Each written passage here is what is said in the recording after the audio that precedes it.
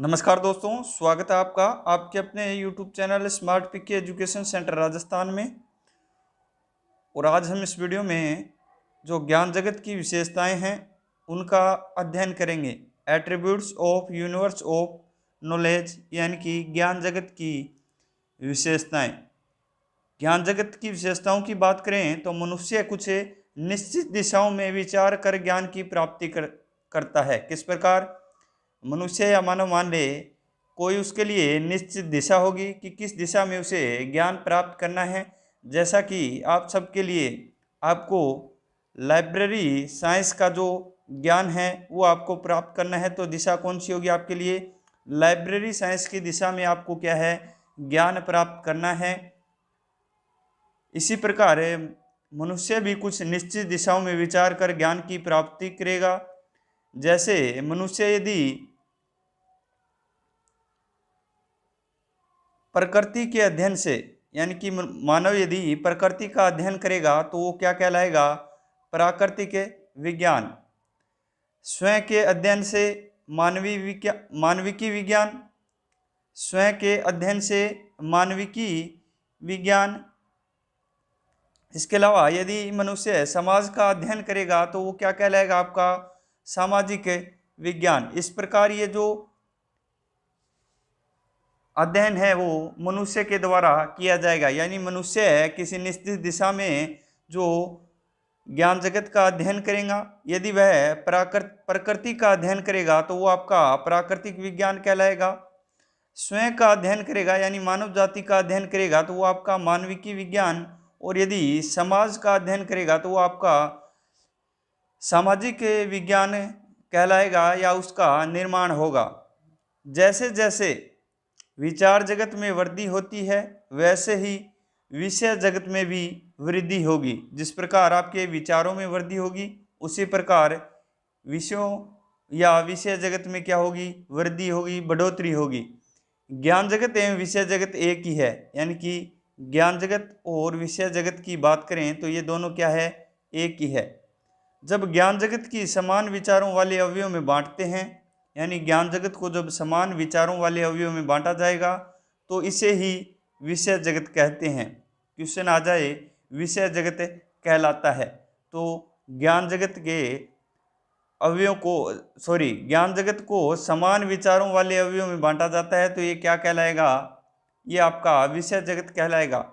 संपूर्ण विषय जगत अपने समग्र रूप में ज्ञान जगत कहलाता है। ये क्वेश्चन आ सकता है, भी इंपॉर्टेंट है। संपूर्ण जो विषय जगत है वो अपने समग्र रूप में कहलाएगा तो ये आपका ज्ञान जगत क्या कहलाएगा? ज्ञान जगत कहलाएगा। पुस्तकालय अध्यक्ष का संबंध संपूर्ण ज्ञान जगत से होता है। पुस्तकालय अध्यक्ष जो लाइब्रेरियन है उसका जो संबंध है वो संपूर्ण ज्ञान जगत से होता है। पुस्तकालय अध्यक्ष ज्ञान जगत का ज्ञाता कहलाता है। ज्ञान जगत का ज्ञाता कौन कहलाता है? पुस्तकालय अध्यक्ष। ज्ञान जगत की संपूर्ण विशेषताओं को जानकर ही पुस्तकालय अध्यक्ष ज्ञान जगत की अधिक वृद्धि के बाद भी इसे एक रेखीय क्रम में व्यवस्थित कर पाता है।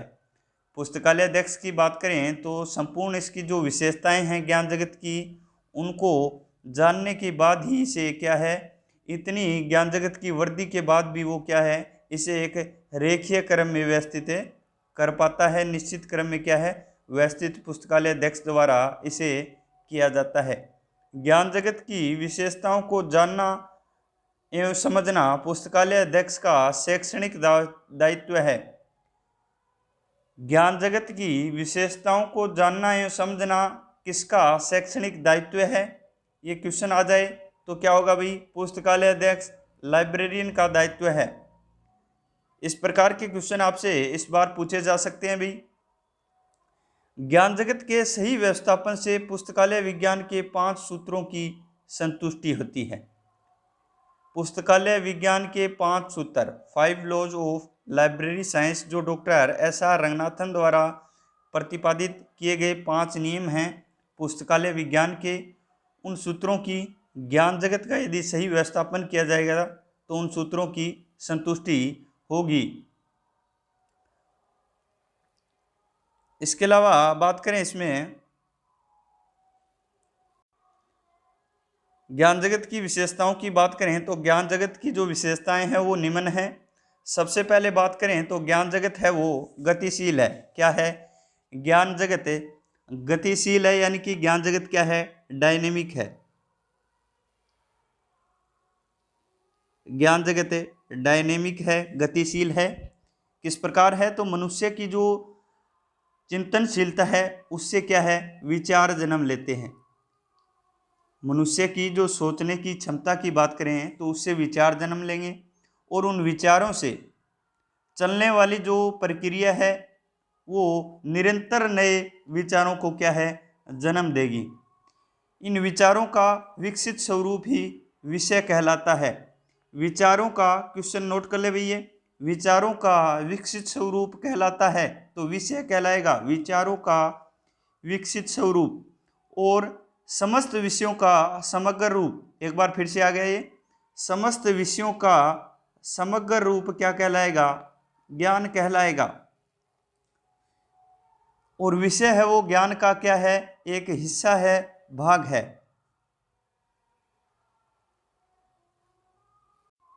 और मनुष्य की इसे चिंतनशील अवस्था से जो निरंतर है वो नित्य नए जो आपके विचार है वो जन्म लेते हैं। सूक्ष्म विचारों का जन्म होता है और बाद में ये विचार क्या है? बड़ा रूप ले लेंगे। इसी प्रकार ये जो निरंतर है जो प्रक्रिया है वो आपकी ज्ञान की चलती रहेगी। और इसकी बात करें तो सूक्ष्म एवं वर्ध विचारों से मिलकर विषय जगत का निर्माण होता है। सूक्ष्म एवं वृद्ध जो विचार है वो मिलकर विषय जगत का क्या करेंगे? निर्माण करेंगे। इसके अलावा ज्ञान जगत की बात करें तो प्रायोगिक और सैद्धांतिक विषयों से मिलकर, प्रायोगिक और जो आपके सैद्धांतिक, प्रायोगिक और सैद्धांतिक विषय मिलकर, ये लिख लेना भाई, प्रायोगिक और सैद्धांतिक विषय मिलकर ज्ञान जगत का निर्माण करते हैं। किसका भाई? ज्ञान जगत का निर्माण करते हैं। ज्ञान जगत का निर्माण करेंगे प्रायोगिक और सैद्धांतिक विषय मिलकर। इस प्रकार जो आपका जो ये ज्ञान है वो गतिशील है, निरंतर चलता रहता है लगातार। इसके अलावा नंबर 2 आपका क्या है? स्वयं पर आधारित है। ज्ञान जगत है वो किसी अन्य पर आधारित न होकर क्या है? स्वयं अपने आप पर क्या है? आधारित है, निरंतर चलता रहता है। ज्ञान जगत क्या है? तीसरी विशेषता निरंतरता। तो ज्ञान जगत है इसमें जो निरंतर नए विचारों और नए विषयों का उत्पन्न होता रहता है, तो ये क्या है? निरंतर आपकी चलने वाली प्रक्रिया है या निरंतर चलता रहता है। ज्ञान जगत की विशेषता है, सबसे पहले गतिशील है, ज्ञान जगत स्वयं पर आधारित है, अंतर संबंधित है। क्या है? अंतर संबंधित है। ज्ञान जगत है वो क्या है? अंतर संबंधित है। अगली जो विशेषता है वो है संपूर्ण विषय जगत का एकात्मक स्वरूप ही ज्ञान है। संपूर्ण विषय जगत का एकात्मक स्वरूप क्या कहलाता है? तो आपका ज्ञान कहलाता है। इसके अलावा ज्ञान अनंत है, यानी कि इसका कोई अंत नहीं है, लगातार चलता रहता है, गतिशील है। तो ये एक प्रकार की जो अनंत प्रक्रिया है जिसमें सदैव नवीन विचारों का जो है वो जन्म होता रहता है। उसी प्रकार ये जो प्रक्रिया है वो लगातार चलती रहती है। इसके अलावा जो अगली विशेषताओं की बात करते हैं हम, तो ज्ञान है वो क्या है? आपका बहुआयामी। नंबर 7वीं जो विशेषता है आपकी ज्ञान की कि ज्ञान क्या है? बहुआयामी है, यानी कि ये अनेक रूप अनेक आकार का होता है। अनेक रूप का, अनेक आकारों का ज्ञान है वो आपका होगा। तो ये एक प्रकार का बहुआयामी इसकी क्या है? प्रमुख विशेषता है। ज्ञान है वो निरंतर वर्धनशील, यानी कि निरंतर बढ़ता रहता है। इसके साथ लगातार जो इसकी गतिशीलता के कारण नवीन विषय, इसके जो नवीन विषय है वो एक आयामी, दो आयामी और तीन आयामी यानी कि बहुआयामी विषय इसके निरंतर जन्म लेते रहते हैं। इस कारण ये क्या है, बहुआयामी है। अगली जो विशेषता की बात करें, प्रगतिशील पृथक्करण 1, प्रगतिशील पृथक्करण 2, प्रगतिशील व्यवस्थापन। तो इसका हम विस्तार से अब आगे अध्ययन करेंगे कि ये प्रगतिशील पृथक्करण आपका क्या है, किस प्रकार इसकी जो ये ज्ञान जगत की विशेषता है। अगला आपका समवर्ती पृथक्करण एवं व्यवस्थापन है। इन चारों से संबंधित क्वेश्चन भी आपके एग्जाम में इस बार जरूर पूछे जाएंगे भाई। प्रगतिशील पृथक्करण 1, प्रगतिशील पृथक्करण 2, प्रगतिशील व्यवस्थापन, समवर्ती पृथक्करण एवं व्यवस्थापन। Doctor SR. रंगनाथन ने बहुआयामी विषयों के लिए 5 मूलभूत श्रेणियों PMEST का प्रयोग किया था। यह क्वेश्चन भी आ सकता है भी। Doctor SR. रंगनाथन द्वारा बहुआयामी विषयों के लिए किसका प्रयोग किया गया था, तो 5 मूलभूत श्रेणियों का, या फिर ऑप्शन में आपके PMEST भी हो सकता है। P से पर्सनैलिटी, M से बात करें तो आपका मैटर यानी कि पदार्थ, पर्सनैलिटी यानी कि व्यक्तित्व है, E से एनर्जी यानी कि ऊर्जा, S से आपका स्पेस स्थान हो गया, और T से टाइम यानी कि काल या समय। नील मेघनन ने संपूर्ण ज्ञान जगत को एक तंत्र के रूप में माना है। ये क्वेश्चन भी इम्पोर्टेंट है। ये आपका क्वेश्चन बनकर परीक्षा में पूछे जा सकते हैं कि संपूर्ण ज्ञान जगत को एक तंत्र के रूप में किसके द्वारा माना गया है, तो ए नील मेघनन द्वारा। किसके द्वारा, नील मेघनन द्वारा। अब बात कर लेते हैं सबसे पहले जो इसकी विशेषता थी, प्रगतिशील पृथक्करण 1।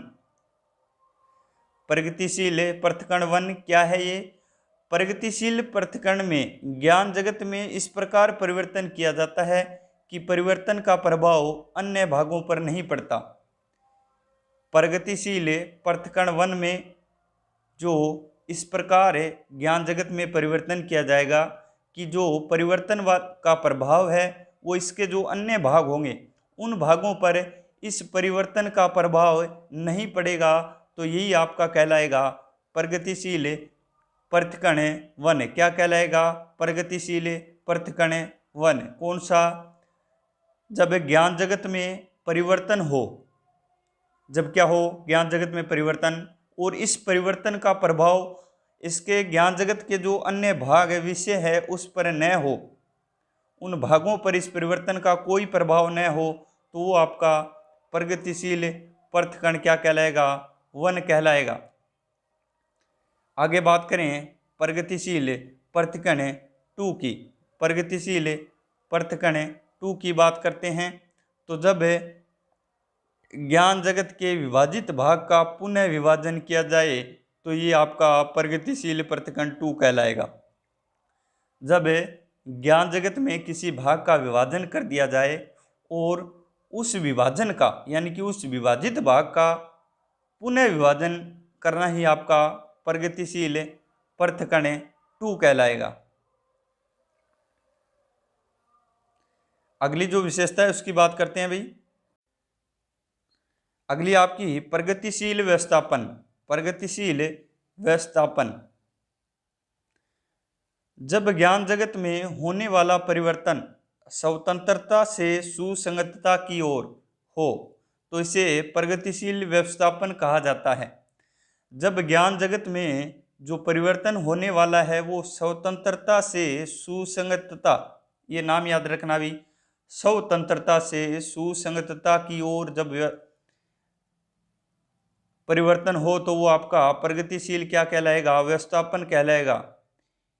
इस विशेषता के फलस्वरूप नए विषयों का निर्माण होता है। इस विशेषता के फलस्वरूप नए विषयों का निर्माण होता है, किसके, प्रगतिशील व्यवस्थापन के। अगला आपकी जो विशेषता है वो है आपकी समवर्ती पृथक्करण या व्यवस्थापन। जब ज्ञान जगत के किसी अवयव में पहले पृथक्करण हो और फिर व्यवस्थापन, दोनों नाम आ गए भी, समवर्ती पृथकण और व्यवस्थापन है, तो पहले क्या होगा, पृथकण। पहले नाम क्या है, पृथकण, तो पहले पृथकण होगा, फिर उसके बाद क्या होगा, व्यवस्थापन। द्वारा समबद्धता स्थापित हो तो इसे समवर्ती पृथकण कहा जाता है। समवर्ती पृथकण किसे कहा जाता है, तो सबसे पहले ज्ञान जगत के किसी अवयव में पृथकण हो और उसके बाद क्या हो, व्यवस्थापन, और इससे समबद्धता स्थापित हो तो ये कहलाएगा आपका समवर्ती पृथकण कहलाएगा। क्या कहलाएगा, समवर्ती पृथकण। तो ये आज का हमारा जो टॉपिक था, आपकी ज्ञान जगत की जो विशेषताएं थी उनका हमने मुख्य रूप से अध्ययन किया है। इसी प्रकार की आगे भी आपके लिए क्लासेज लेकर आएंगे। इसके अलावा आपके लिए टेस्ट सीरीज भी लेकर आएंगे। तो आप एक बार इस वीडियो को शेयर कर दें, और यदि आपने सब्सक्राइब नहीं किया है तो सबसे पहले आप इस चैनल को क्या कर लें, सब्सक्राइब कर लें।